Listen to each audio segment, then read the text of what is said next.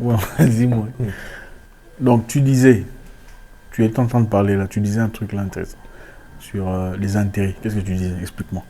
Donc, je disais, selon les statistiques, elles nous rendent très bien. Même si vous consultez les psychologues, ils vous diront que nos actions sont dictées par l'intérêt. Nos actions sont dictées par les intérêts. Par les intérêts. Il faut parler à haute voix. Oui, c'est ça. Donc, nos actions sont dictées par les intérêts. C'est-à-dire, rien ne se fait sans intérêt. rien ne se fait sans intérêt. Oui. Donc, tu me dis que la femme que tu as épousée, t'as épousée par intérêt. La femme que j'ai épousée, je ne suis pas encore marié. Bon, la fille avec qui tu as été, t'as été avec toi par intérêt. Oui, d'une manière ou d'une autre. Explique-moi ça. Non, écoute, je ne peux pas étayer pour essayer de satisfaire votre curiosité. Néanmoins, vous devez savoir. Ce n'est pas question de satisfaire ma curiosité, je pense que c'est question... Tu as relevé une histoire, il faudrait étayer évidemment ce que tu viens de dire. Ok, laisse-moi te donner un exemple seulement un peu simple là. Donc en d'autres termes, tout le monde est mu par un intérêt. Tout le monde est... Hein? Donc, je vais dire matérialiste. Tout le monde est matérialiste. Si je vais dire ça. Explique-moi ça. Oui, ok. Moi, je ne suis pas d'accord. Il y a même la loi de la nature. Tu vois ici, il y a de la lumière ici. Tu verras les insectes. Parce qu'il y a la lumière, ils vont commencer à se voler autour de ça. Et une fois c'est éteint, les insectes vont disparaître. Mais qu'est-ce que c'est? En anglais, on dit Non, en français. En français. Même ton ombre te quitte lorsque tu es dans l'obscurité. Ok. Donc, je donne seulement un exemple de la nature pour maintenant corroborer mes idées. Donc, si je comprends bien, tout le monde est à la poursuite de quelque chose chez tout le monde. Chez tout le monde. Que ce soit en amitié, En amitié. que ce soit en amour. C'est ça. Tout le monde, ça c'est exagéré. Ok. 9%. Bon, on va exclure la famille, c'est ça? Je dis 9%. Ok. On exclut qui? 9%. On exclut qui? Même les gens de la famille peuvent témoigner aussi à cause de l'intérêt. Oui. Il y a des gens qui sont friqués. Par exemple, un footballeur, comme toi par exemple. Tu es une star. Non, il ne faut pas donner l'exemple. Pourquoi moi? Non, tu connais ce que tu as accumulé comme fric. Quand tu penses que même tes neveux, les gens de ta famille ici, tu ne leur venir pas en aide, vont t'aimer. Je trouve que tu veux me faire avoir des problèmes avec ma famille. Non, c'est l'exemple que je suis en train de donner. Bon, nous savons que tu as élevé le sujet de la famille. Parlons généralement. Bon, c'est vrai que généralement, même les membres de famille s'intéressent plus aux frères, aux cousins, à l'oncle qui a de l'argent, n'est-ce pas? Pas qui a de l'argent, mais à l'oncle qui leur donne de l'argent. Ok. Tu peux avoir de l'argent. Quand on dit il y a de l'argent, évidemment, ici on fait allusion à celui qui donne, qui oui, pourvoit. Quelqu'un qui donne. Tu peux avoir de l'argent, mais tu ne donnes pas. Qui va dessus de toi? C'est à critiquer. Mais est-ce que c'est mauvais de tourner vers celui qui a de quoi apporter la paix, de quoi apporter les solutions, la sérénité? Ce n'est pas une bonne chose, bizarrement, on doit l'accepter. C'est la nature.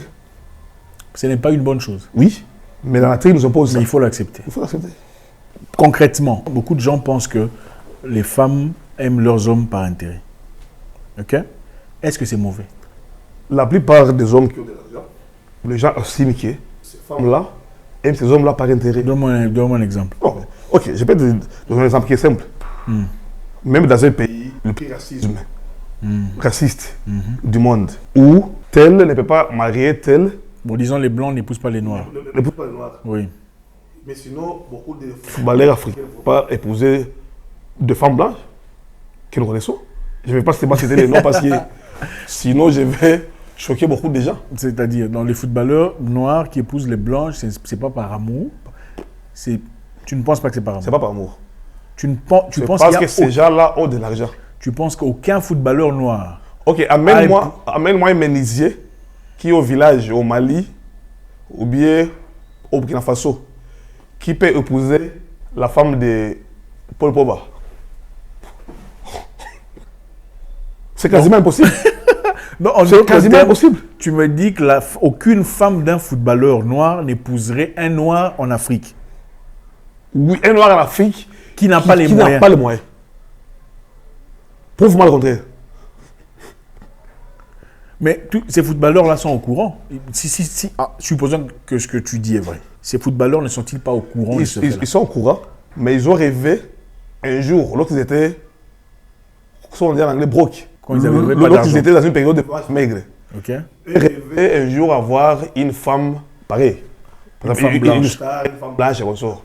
Mais dès que l'opportunité sourit, c'est fini. Donc, Et comme les femmes blanches aussi sont matérialistes, et voilà. Et tous les blanches qui épousent des noirs qui n'ont pas d'argent, qu'est-ce qu'on en fait? Tous les blanches qui épousent des noirs qui n'ont pas La d'argent. plupart des blanches qui épousent les noirs qui n'ont pas de l'argent, ça c'est l'amour correct. Ça, je peux le dire. Ok, s'il y a des L'amour blancs, correct, parce qu'il y a des blanches qui sont attirées aux races noires. Ils te disent, moi, j'adore les noirs. oui. Mais n'est-ce pas normal alors dans ce cas d'avoir dans chaque société des gens qui sont mus par les intérêts et les gens qui sont réels? Donc les gens qui sont matérialistes et les gens qui ne sont pas matérialistes. Ça n'a rien à voir avec la race ou... Mais est-ce qu'il n'y a-t-il pas parmi les noirs des femmes noires qui aiment des hommes noirs par intérêt? Il y en a beaucoup. Alors. Il y en a beaucoup. Mais bon, disons que les gens s'aiment par intérêt. Est-ce que le fait de s'aimer par intérêt est nécessairement mauvais? Est-ce que toutes les relations basées sur un amour de l'intérêt est mauvais? Oui. Pourquoi? Écoute. Moi, je pense que les relations qui sont mauvaises sont plutôt des relations Parce que toxiques. les gens croient que... Les relations où on ne s'entend pas, où on se chamaille tout le temps, on se prend la tête pour tout n'importe quoi. Les relations de mensonges, où il y a le manque de respect, je crois, à mon avis. Je vais te dire une chose. Mais même s'il y a intérêt, bon, je l'aime parce qu'elle me donne une contribution intellectuelle. Ou elle m'aime parce que je lui donne de l'argent. Ou parce que je l'emmène faire du shopping. Du moment qu'il y a le respect, on ne se trompe pas. Du moment que voilà, il y a des limites. Du moment qu'on n'est pas toxique. Du moment que notre environnement est paisible. Mais chacun assume ses devoirs. Chacun gagne son intérêt. Est-ce que c'est mauvais? Ok, une femme peut ne pas être matérialiste. Mais elle est à l'aise avec un homme qui est dépourvu de moyens. Pourquoi? Parce qu'il y a l'intérêt déjà. C'est-à-dire que cet homme, il n'a rien, mais il me respecte. Okay. Il n'a pas un ivrogne, il ne me tabasse pas, il respecte ma famille. C'est l'intérêt déjà. Donc l'intérêt, c'est pas nécessairement... Quand même que l'homme n'a pas de l'argent, mais quand même la femme supporte, parce que l'homme a quelques aspects qui achantent la femme. Donc c'est quand même normal de dire qu'on aime quelqu'un par intérêt. Oui, oui, c'est normal. Il n'y a pas honte de le dire. Il n'y a aucun mal à dire que j'aime par intérêt. Oui, il n'y a aucun mal. Et peut-être le mal serait si on commence à aimer excessivement par un intérêt, surtout financier. C'est financier. Alors là, ça devient un problème pour la société. Les gens ont du mal parce que les gens aiment de l'argent. Oui. Et trouvent seulement le matériel, c'est de l'argent. Ok. Voilà pourquoi ça ne sonne pas souvent bien. Mais moi, ma grande question, c'est celle-ci. Est-ce que toutes les femmes matérialistes financièrement sont des femmes mauvaises? Oui, sont mauvaises. Non, mais attends. Peut-être qu'elle a un grand standard. Son standard, c'est les avions en first class, les jets privés. Tu le savais déjà. Mais elle est prête à te donner l'amour, l'attention, la serviabilité, la féminité et tout ce que tu cherches. La plupart des femmes matérialistes n'ont jamais eu de l'argent. Parce qu'une femme qui a de la classe, même si tu invites une femme qui a de la classe au restaurant, tu verras une femme qui commande un verre d'eau, mais d'autres femmes vont commander le champagne. Bon, là, on parle mais au moment où elle-même n'est pas en mesure d'acheter, elle n'a jamais acheté le champagne de $300, mais elle va commander ça. Mais une femme de standard ne fera pas ça. Donc il y a deux types de matérialisme. Voilà. Il y a le matérialisme de celle qui a déjà de l'argent, qui a un standard. Voilà. Donc son standard, elle te demande simplement de lui apporter le standard dans lequel elle vit. Elle vit. Et il y a le deuxième matérialisme des femmes qui n'ont absolument rien, qui viennent des bidonvilles, mais qui veulent du champagne, qui veulent aller à Dubaï. Voilà. Lequel est toxique? Celle-là qui n'a jamais eu rien. Parce que moi, je ne peux jamais acheter à une femme les iPhones si elle-même n'est pas en mesure de s'acheter ça. Elle ne peut pas me blâmer que Comat n'est pas m'acheter ça. Tu dois être en mesure d'acheter l'iPhone, ça tombe à panne, moi je l'achète. Mais si tu n'as jamais eu ça, tu n'as pas le droit de me blâmer. Tu trouves qu'une femme ne peut nécessiter à son homme que des choses qu'elle est capable de s'offrir? Voilà, ça c'est raffiné et ça donne de la classe. Bon, ici nous parlons des couples qui ne sont pas mariés, évidemment. Voilà. N'est-ce pas? Parce que quand on est marié, c'est au-delà de tout ça. Quand on est encore copains et copines, évidemment, je sais que quand on est encore, il y a beaucoup de nos auditeurs d'ailleurs qui nous suivent sont ici, quand on est encore copains et copines, vous pensez, Monsieur Robert, que... Monsieur Robert, tu Ça fait bellerette. tu penses que une femme incapable de s'offrir quelque chose ne devrait pas demander à son homme de lui offrir? Pas nécessairement, mais elle ne doit pas demander ça avec insistance. Elle peut demander ça parce qu'elle est dépourvue de moyens. Si son mec a de l'argent avec son homme.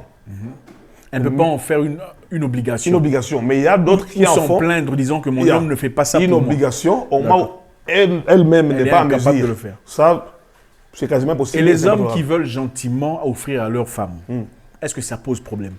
Pas du tout. On a toujours dit, bon, j'ai assez une d'argent, femme qui ne demande pas... Je sais que tu aimes les choses chères, tu aimes un truc à 10 000 $, je te l'offre. Tu aimes un truc à 5 000, je te l'offre. Tu veux tout ça. Est-ce qu'il y a un mal du moment que tu m'accordes ma sérénité, mon calme, la douceur, la féminité, tout ça, dépendamment de tout ce que tu cherches? Est-ce que c'est mauvais? C'est pas mauvais. Mais est-ce que la famille va aimer ça, la famille de l'homme? Non, ça dépend. Tu sais que les problèmes de l'homme et de la femme, tu n'as pas écrit ta famille.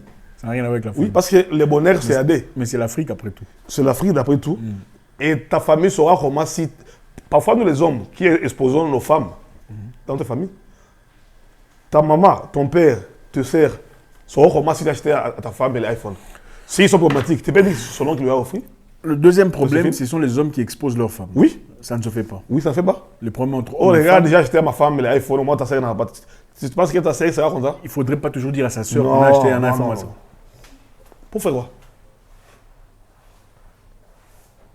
Ça crée des problèmes. Il y a des choses qu'on ne dit pas.